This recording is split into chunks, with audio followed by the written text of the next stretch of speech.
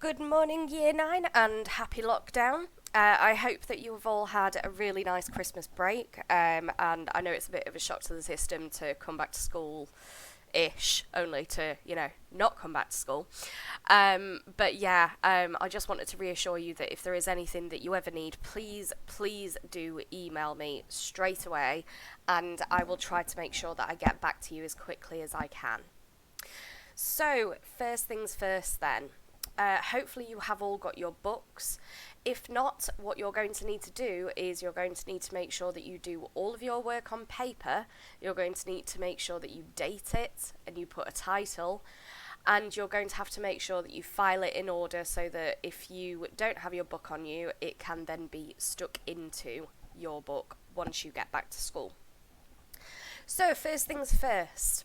Our title for today is Pronouns, and it is the 5th of January, 2021 now. So, your starter then. How do we translate the dative case? Which pronouns do you know already?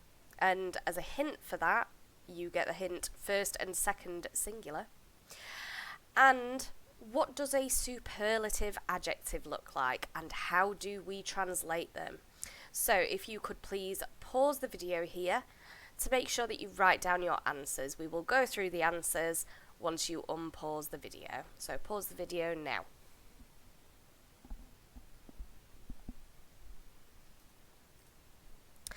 Alright then, so your answer for the first one was the dative case is translated as to or for.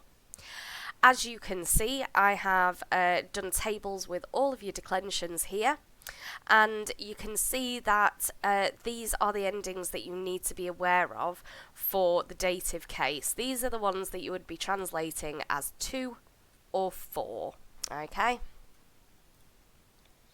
So, bit of revision that I just wanted to remind you about before we move on to the whole pronoun thing. Irregular verbs, okay? Some, essay, and fui. So, some meaning I am, essay meaning to be, and fui meaning I have been.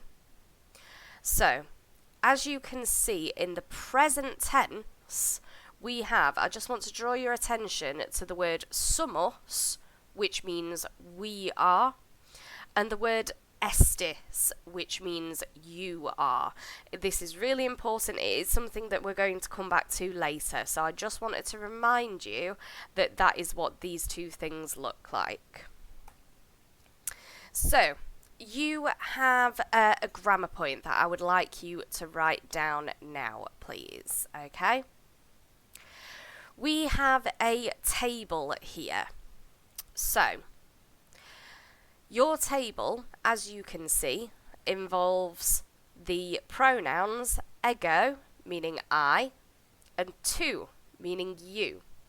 So we've come across these in the nominative and the accusative before, but I do just want to draw your attention very briefly to the dative here. So you can see that the dative to or for me looks like mihi, and the dative to or for you looks like tibi, okay? Now, the datives are reasonably easy to recognise because they follow this pattern of it's kind of like a consonant I, okay? But most importantly, hopefully you've remembered that ego means I and tu means you. Well, your new knowledge that you need is the words for we and the words for you. So, nos is we and vos is you, okay? So, can you please pause the video to make sure that you write down everything that is in this table. The third person singular and plural are meant to be blank because they are somewhat more complicated. We will come across those a little bit later. But pause the video now to write down this information, please.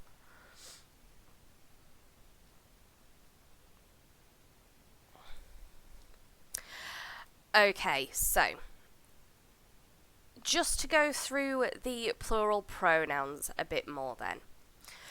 So, nos and vos both are the same in the nominative and in the accusative, alright? They're also both the same in the dative and the ablative, alright? Which is really fairly easy to remember, okay? Because you only really need to learn 3 parts of the word for we and 3 parts of the word for you. As long as you can recognise that nostrum is our and vestrum is your. Okay? Just wanted to draw your attention to that. Don't worry if this is too much to go into your head at this point. Just something to pique the interest of those who are particularly talented with Latin there. So, just a bit of revision then. Superlative adjectives. This was part of your starter. Superlative adjectives mean most or very. And these are the ones that really, really easy to spot because they either look like issimus, issima, issimum, or erimus, erima, erimum. Or sometimes we might have illimus, illima, illimum as the endings. So, for example, longissimus means very long. It could also mean the longest. Miserrima, the most miserable, very miserable.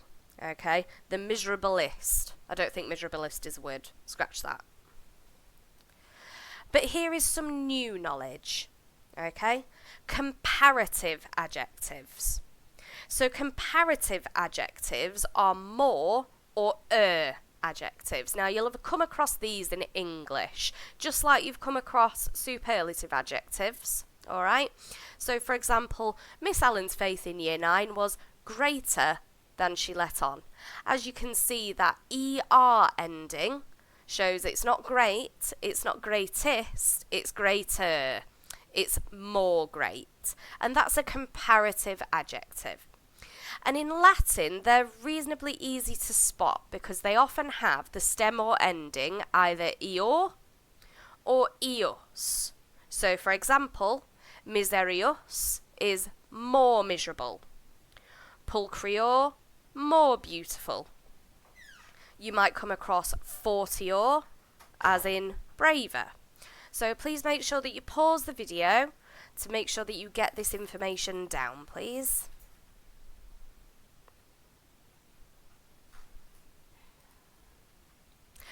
Alright, so you have a task to do. This should not take you any longer than 20 minutes. 20 minutes is the absolute maximum amount of time that I want you to spend on this, because otherwise we're going to run into other lesson time. So, what I would like you to do is translate the captions that are on pages 130 to 133. Okay? So, I would like you to make sure that you pause the video whilst you translate the captions and then press play once you've translated them, which will give me a chance to go through them. And I'll just show you what I mean, because I know that you don't have textbooks with you, so I've linked you directly to the pages that you're going to need on the textbook. So if you click the link on the PDF, okay, that will open here, alright? So you can either have it as a double page, or if you wanted to zoom in, it may go into a single page. Alright? So that is what the textbook looks like. At the bottom, you'll be able to see that you can click next page, and that'll bring up the next page of captions that you need to do. Okay? There is additionally a dictionary that I have linked you to. Now, this is the Cambridge Latin Online Dictionary for Book 1, so it should be reasonably easy for you to use. You just click on the dictionary, click that, and then you can, for example, start searching for a word, and you may see calidior, for example, which means more cunning or cleverer. Alright? So, pause the video, have a go at translating all of those. Do not spend any longer than 20 minutes on it or fear my wrath.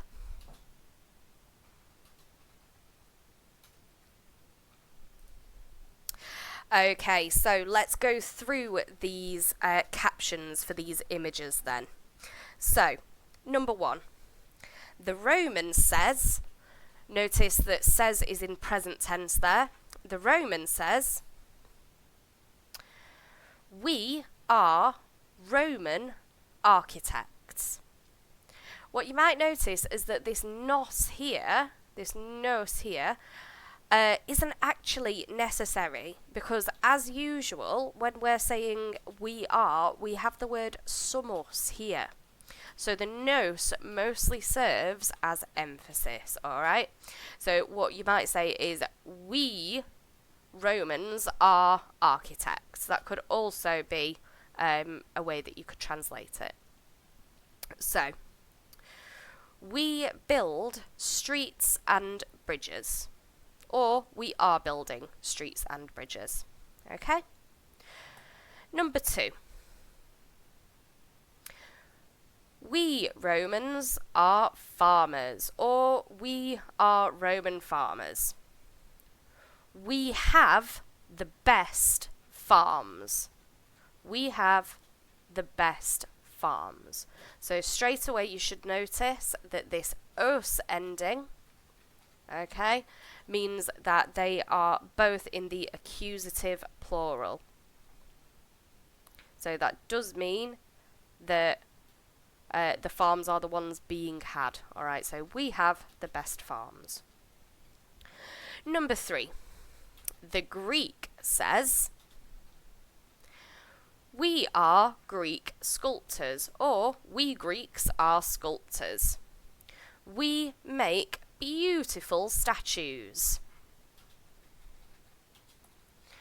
Number 4. We Greeks are painters. We paint pictures. Please make no comments about the pictures that are currently being painted.